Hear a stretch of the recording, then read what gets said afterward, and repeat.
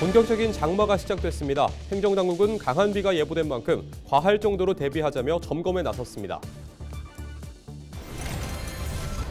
여수에서 지적장애 아들이 80대 어머니를 살해해 현행범으로 체포됐습니다. 병실에 있는 어머니에게 흉기를 휘두른 것으로 알려졌습니다. 현장 체험학습 과정에서 교사의 안전조치 의무가 어디까지인지 모호하다는 지적이 나오고 있습니다. 학교 안전법 개정안이 시행되는데 손봐야 할 게 적지 않습니다. 케이블 TV가 우리 동네 영웅을 살펴보는 공동기획을 이어가고 있습니다. 이번 시간은 해안가에서 쓰레기를 줍는 영웅들을 만나봤습니다.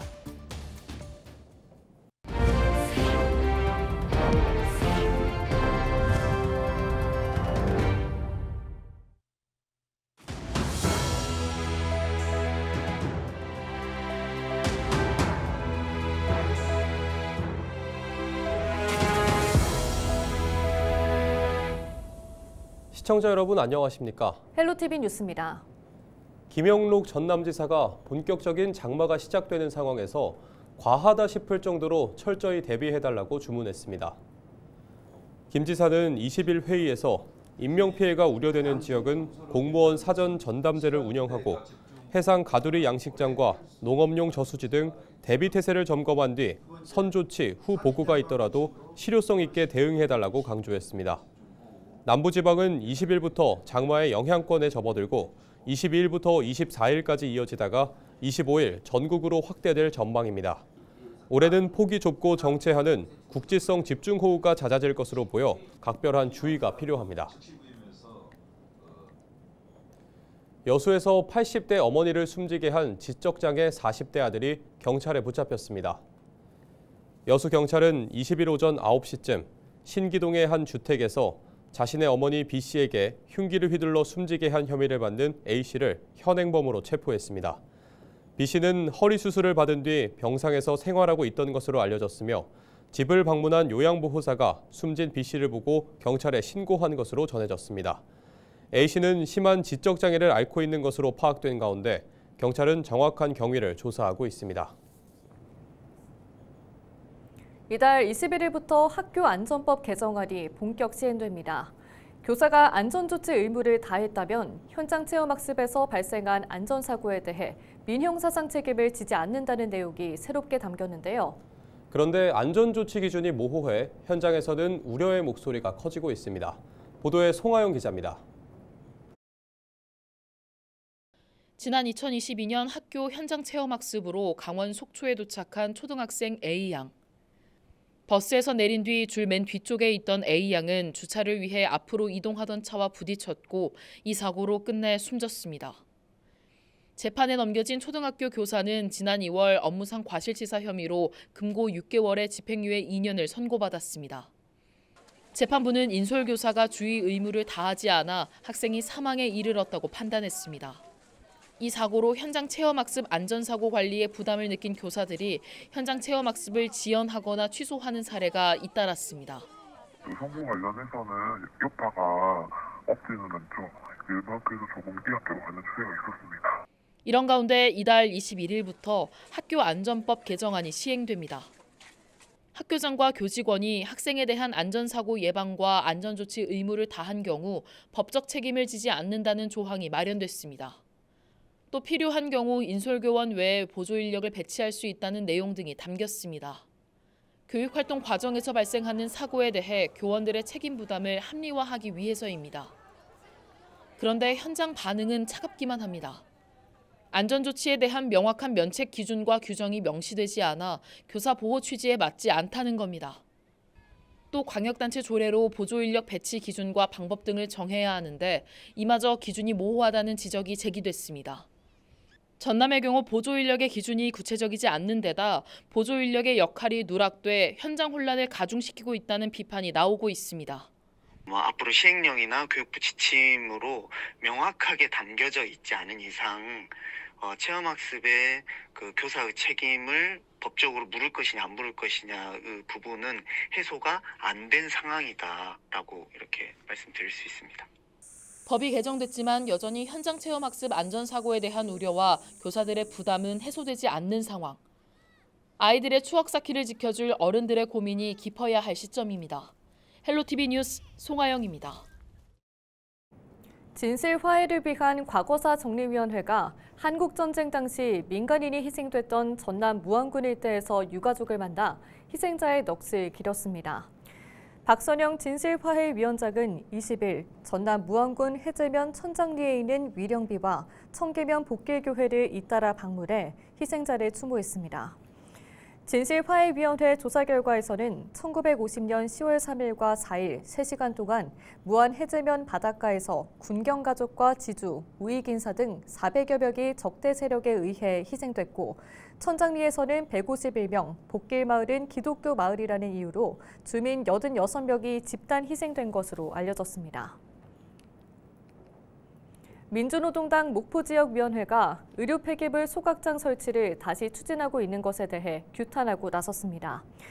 목포 민주노동당은 20일 성명을 내고 의료 폐기물 소각시설은 지난해 11월 처음 추진됐지만 주민 반대와 보완 자료 제출이 미흡해 무산됐지만 지난 11일 또다시 사업 계획서가 제출됐다며 우려를 나타냈습니다. 그러면서 의료 폐기물 소각장은 주민의 건강과 안전을 위협할 수 있다며 사업 계획서를 반려해야 한다고 강조했습니다.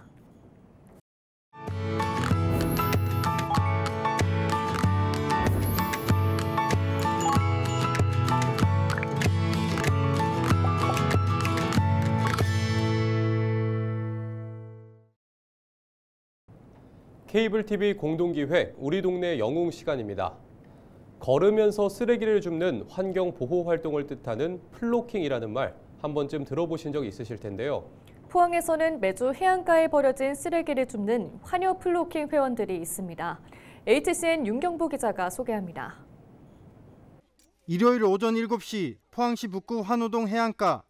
한 주 동안 버려진 쓰레기를 줍기 위해 환여 플로킹 멤버들이 하나둘씩 모여듭니다. 종량제 봉투와 집게를 건네받은 회원들은 익숙한 모습으로 묵묵히 쓰레기를 줍기 시작합니다. 주말 아침마다 운동을 하며 쓰레기를 줍는 일, 일석이조의 효과에 뿌듯함은 덤입니다. 기분도 좋고 그냥 지구도 지키는 게 좋아요. 주말 아침마다 시간을 내 봉사활동을 하는 부모들의 바람은 자식들에게 모범이 되는 것입니다. 같이 봉사활동을 하면 저희 아이가 어디 가서 쓰레기를 줍지는 않더라도 일단 버리진 않는 아이가 되겠다라는 생각으로 모범이 되기 위해서. 이들이 플로킹을 하는 구간은 러닝이나 걷기 운동, 낚시객이나 관광객이 많은 곳. 매주 쓰레기를 줍고 있지만 일주일이 지나면 어느새 쓰레기는 제자리입니다. 이게 매주 이런 식으로 나오니까 좀 버릴 때도 내 하나쯤이라는 생각보다는 좀 더, 그러니까 내가 안 버리면 이런 쓰레기가 좀 더 적겠다라는 생각을 좀 했습니다. 3년 6개월 동안 거르지 않고 쓰레기를 줍는 이들을 본 인근 주민과 상인들에게 이들은 진정한 우리 동네 영웅들입니다. 같은 장소에서 항상 같은 쓰레기를 주우시거든요. 근데 항상 많이 나와요. 그래서 되게 감사드리고 이 바닷가를 깨끗하게 해주시니까 그리고 존경스럽다는 생각까지 들더라고요. 이들이 이날 하루 동안 수거한 쓰레기의 양은 50리터 종량제 봉투 10봉지 정도. 환여 플로킹 회원들이 오늘 하루 동안 주운 쓰레기입니다. 불과 1시간 만에 1톤 트럭을 가득 채웠습니다. 3년 넘게 주워온 쓰레기의 양만 해도 어림잡아 4만 리터에 달할 것으로 예상됩니다. 회원들이 가장 바라는 것은 쓰레기가 사라져 자신들이 할 일이 없어지는 겁니다. 모든 분들이 주인의식을 가지고 쓰레기를 버리지 않으면 이런 봉사활동을 하지 않아도 되지 않나 이렇게 생각하거든요. 저희들은 항상 생각해 이런 봉사는 앞으로 없었으면 좋겠다. 많은 이들이 무심코 버린 쓰레기를 치우기 위해 아침잠을 쫓아가며 모여드는 소수의 봉사자들. 작은 행동 하나하나가 모여 큰 움직임이 되고 그 움직임이 다른 이들에게 긍정적인 영향을 미쳐 더 깨끗하고 밝은 사회를 만들어가고 있습니다. HCN 뉴스 윤경보입니다.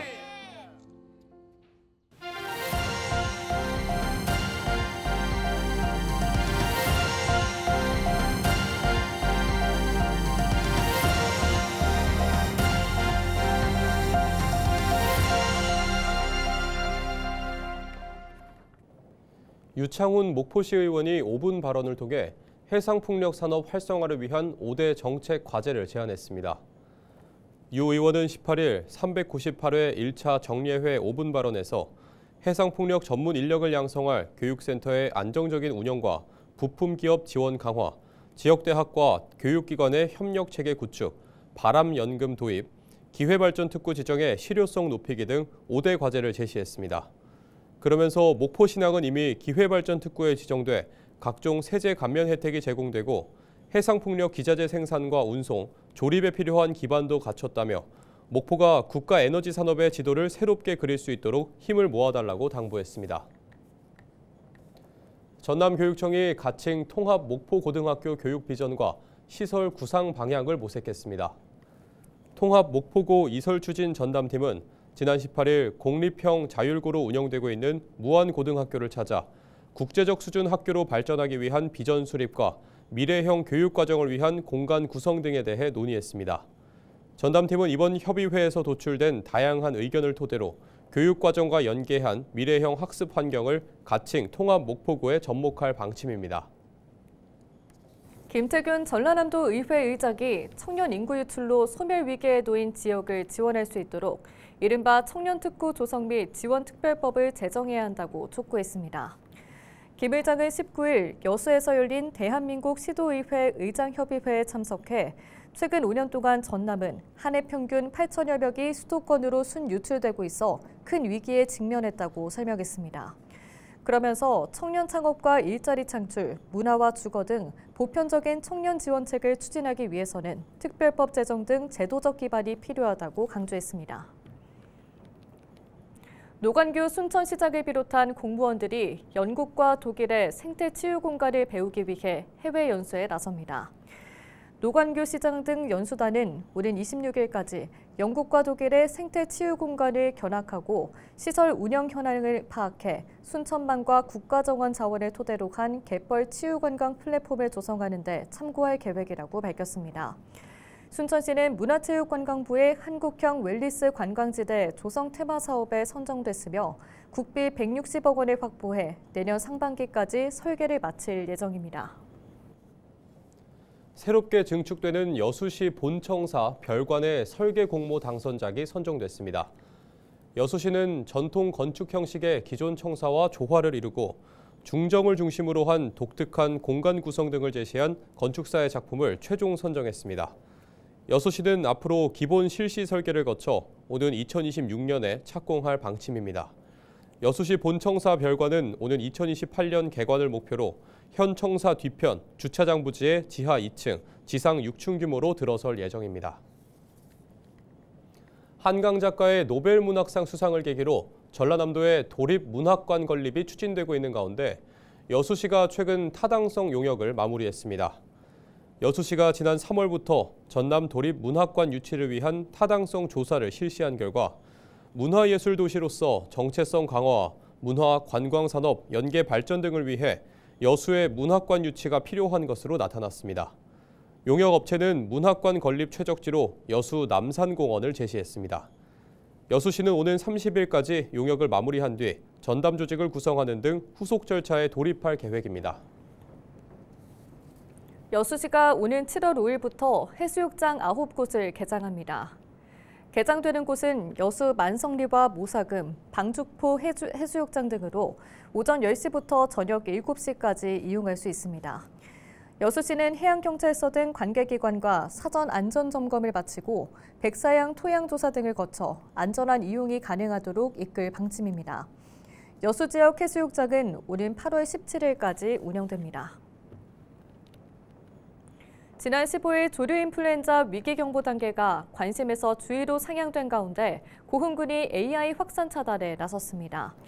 고흥군은 오는 22일까지 가금공장과 축산시설, 운반 차량 등을 대상으로 집중 소독을 실시하고 정통시장에 대해서는 일제 휴업, 소독의 날을 우려해 방역 사각지대를 차단할 방침입니다. 이와 함께 육개와 유경오리에 대한 정밀 검사를 강화하고 농장 입식과 출하 기간을 단축하는 등 확산 위험을 낮추는 데 집중할 계획입니다. 이상으로 뉴스를 마칩니다. 시청해주신 여러분 고맙습니다.